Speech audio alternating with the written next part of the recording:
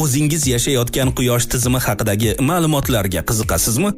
Unda buni albatta ko'rishingiz kerak. Videoni oxirigacha tomosha qiling. Bizni qo'llab-quvvatlash uchun kanalga obuna bo'ling. Like bosing. O'z fikr va mulohazalaringizni yozib qoldiring. Yodda tuting, bu kanal rivojida muhim ahamiyatga ega. Qadimiy quyosh tizimida aslida hali to'liq o'rganilmagan juda ko'p hodisalar bor. Neptun ortida noma'lum sayyora yashirin degan mish-mishlar mavjud. Pluton vulqonlaridan muz otilib chiqadi. Marsdagi ulkan kraterlar esa o'z bag'riga Amerika Qo'shma Shtatlarini sig'dira oladi. Keling, quyosh tizimi haqidagi eng sirli faktlarni muhokama qilib, bu haqiqatmi yoki yo'qligini bilib olamiz. Quyosh tizimi 4.6 milliard yoshda. U balki allaqachon nafaqaga ham chiqqandir. Olimlar qo'lga kiritgan eng qadimgi materiallarni o'rganib, shunday xulosaga kelishdi. Albatta, men meteoritlarni nazarda tutyapman. Venerada shlyapa kiyib yura olmaysiz. U yerda oyoqda tura olmaysiz. Sayyorada doim kuchli shamol esadi. Havo oqimlari sayyoraning aylanish tezligidan 50 baravar tezroq harakat qiladi. Bu shiddatli shamollar hech qachon to'xtamaydi. Vaqt o'tishi bilan ular yanada kuchayishi mumkin. Natijada imkon qadar tezroq bu yerdan qochishni xohlab qolasiz. Quyosh tizimidan chiqish uchun yerdan 17.7 milliard kilometr masofa uzoqqa uchishingiz kerak bo'ladi. Balki buning uchun Google xaritalardan foydalanarsiz. Siz metan gazi haqida aniq eshitgansiz. U tabiiy jarayonlarda, ya'ni vulqonlar faoliyati natijasida hosil bo'ladi. Shuning uchun bu gaz faqat Mars atmosferasining bir qismi emas. Ammo bu ham olimlarni adashtiradigan ma'lumot.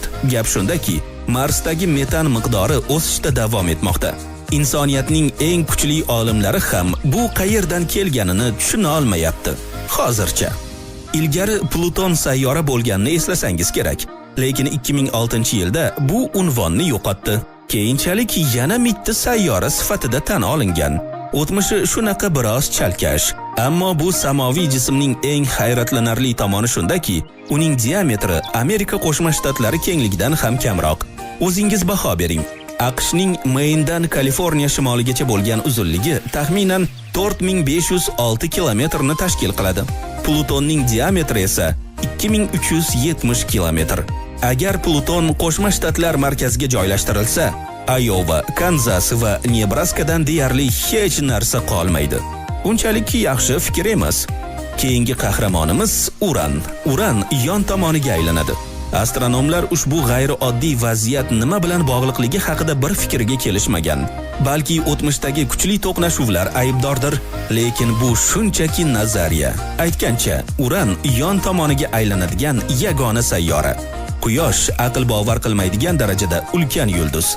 Dalillarni keltiramiz. Quyosh tizimining umumiy massasining 99.86%ni Quyoshning o'zi tashkil qiladi. Xususan, vodorod va geliydan iborat. 0.14%ni Quyosh tizimining 8 sayyorasi massasi egallagan. Yer Quyosh tizimidagi yagona tektonik faol sayyora bo'lmasligi mumkin. Astronomlar Merkuriyda jarlikka o'xshash shakllarni payqashdi. Agar ular mavjud bo'lmasa, noto'g'ri tektonik faollik sayyora hajmining qisqarishini tushuntirishi mumkin. Ko'pincha ilmiy fantastik filmlar qahramonlari asteroidlar orasiga tushib qolishadi. U yerda ular samoviy kemalarini halokatdan asrash uchun tahdid solayotgan son-sanoqsiz jismlardan qochishlari kerak bo'ladi. Hafsalangizni pir qilayotganim uchun uzr, lekin bu shunchaki o'ylab topilgan narsa. Astronomlarga ma'lum bo'lgan yagona asteroid kamari Mars va Yupiter o'rtasida joylashgan. Bu hududda minglab asteroidlar mavjud, lekin ular orasidagi masofa juda katta. Shu sababli ham to'qnashuv ehtimoli deyarli 0 ga teng. Men yana chalkashib ketdim. Kechirasiz. Neptun orbitasidan tashqarida kamroq o'rganilgan Kuiper kamari joylashgan. U ulkan muz jismlaridan iborat. Bu shakllanishning eng sirli tomoni shundaki, olimlar uning harakatining mohiyatini izohlay olmaydilar. Ularning Neptun bilan bog'liq bo'lgan yagona farazlari, u bizning ko'zimizdan ulkan sayyorani yashirib turgan bo'lishi mumkin. Bu o'ylab topilgan samoviy jismga allaqachon nom ham berilgan. Tasdiqlash yoki rad etish uchun faqat kutish kerak xolos. Yerdagi vulqonlar Pluton vulqonlaridan farq qiladi. Muz va olov kabi. Hech bir mubolag'asiz aynan shunday. Agar sayyoramizdagi vulqonlar lava purkasa, Pluton vulqonlari muz otadi. Muzlagan suv kengayadi, bosim ko'tariladi, muz otilib chiqadi va kriyo vulqonlar paydo bo'ladi. Saturnning yo'ldoshlaridan biri Yapet o'ziga xos ko'rinishga ega. U ikki rangdan iborat. Uning teng yarmi yorug', qolgan qismi esa dahshatli zulmat qo'ynida. Olimlar haligacha bu topishmoqqa javob topisha olmagan. Pluton, aniqrog'i uning atmosferasi haqida yana bir qiziq fakt. Birinchidan, u mitti sayyora yuzasidan, masalan, Yer atmosferasiga qaraganda ancha balandroqda joylashgan. Bundan tashqari, Pluton atmosferasi 20 dan ortiq qatlamlardan iborat. Ularning har biri juda zich va sovuq. Biz Quyosh ichida yashaymiz. Yo'q, biz albatta bizdan 150 million kilometr uzoqlikda joylashgan qaynoq doiraning aholisi emasmiz. Gap shundaki, Quyosh atmosferasi uning ko'rinadigan chegaralaridan tashqariga chiqadi. Bizning sayyoramiz uning ichida joylashgan. Shu tarzda Quyosh qutb yog'dusi kabi g'ayrioddiy hodisani keltirib chiqaradi. Yupiterdagi okean Quyosh tizimidagi boshqa sayyoralarga qaraganda ancha katta. Lekin yodda tuting, u Yerdagidan butunlay farq qiladi. Yupiterdagi okean suvdan emas, vodoroddan iborat. Uning chuqurligi 40 ming kilometr. Bu deyarli Yerning aylanasiga teng. Quyosh atmosferasi uning yuzasiga qaraganda kengroq joy egallagan. Yulduz yuzasidagi harorat 5,5 ming daraja Selsiyaga yetadi. Atmosferaning yuqori qatlamlari esa bir necha million darajagacha qiziydi. Olimlar Quyosh chaqnashlari ushbu hodisa bilan bog'liq bo'lishi mumkin deb gumon qilmoqdalar. Odamlar Saturn halqalarini 17-asrdayoq kashf qilishgan. Ammo yaqinda Saturn bu borada yagona emasligi ma'lum bo'ldi. Uran, Neptun va Yupiterning ham o'z halqalari bor, ammo ular juda yupqa va sezishning deyarli imkoni yo'q. Mars, Venera va Yer kabi sayyoralar esa qattiq jinslardan tashkil topgan. Shuning uchun ularning halqalari yo'q. Bizning Quyosh tizimimiz Somon yo'li galaktikasida yagona emas. Undan tashqari 100 milliardlab boshqa tizimlar mavjud. Bu faqatgina bizning galaktikamizda. Endi butun koinotda qancha tizimlar borligini tasavvur qilib ko'ring-a. Yer yuzida istalgan vaqtda Marsdan tushgan toshga qoqilib ketishingiz mumkin. Olimlar Sahroyi Kabir cho'li, Antarktida va sayyoramizning boshqa qismlaridan topilgan meteoritlar tarkibini tahlil qilib, aql bovar qilmas xulosaga kelishdi. Ular Mars sayyorasiga tegishli. Merkuriy Quyoshga yaqin joylashganligi sababli ko'pchilik uni eng issiq sayyora deb hisoblaydi. Lekin ular adashadi. Aslida Venera Quyoshdan Merkuriyga qaraganda 48 million kilometr uzoqroqda joylashgan. Ammo u Yer ancha issiq. Venera atmosferasi yupqa, ammo Yernikidan 100 marta zichroq. Bundan tashqari, uning qobig'i deyarli butunlay is gazidan iborat. Shu sababli Venerada harorat Selsiy bo'yicha 468 darajagacha ko'tariladi.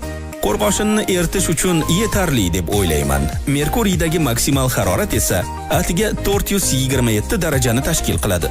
Yupiterning yo'ldoshi Io yuzasidagi yuzlab vulqonlarning faolligi tufayli doimiy tartibsizlikka hukm qilingan. Agar siz u yerda bo'lsangiz, bu vulqonlarning ta'sirini albatta sezasiz. Ammo butun Quyosh tizimidagi eng katta vulqon u yerda joylashmagan. U Marsdan qo'nim topgan. Bu monsterning o'lchami deyarli Arizona shtatidek keladi. Balandligi esa Everest bilan bir xil. Qanday qilib u shunday hajmga erishishga muvaffaq bo'ldi? Javob oddiy. Marsda tortishish kuchi Yerdagi kabi kuchli emas. Hatto eng kichik samoviy jismlar ham o'z yo'ldoshiga ega bo'lishi mumkin. U ko'rinadigan darajada bo'lishi shart emas. 1993-yilda Galileo kosmik kemasi diametri taxminan 32 kilometr bo'lgan kichik asteroidni kashf qildi. Uning diametri 1,5 kilometrga yaqin bo'lgan yo'ldoshi ham bor edi.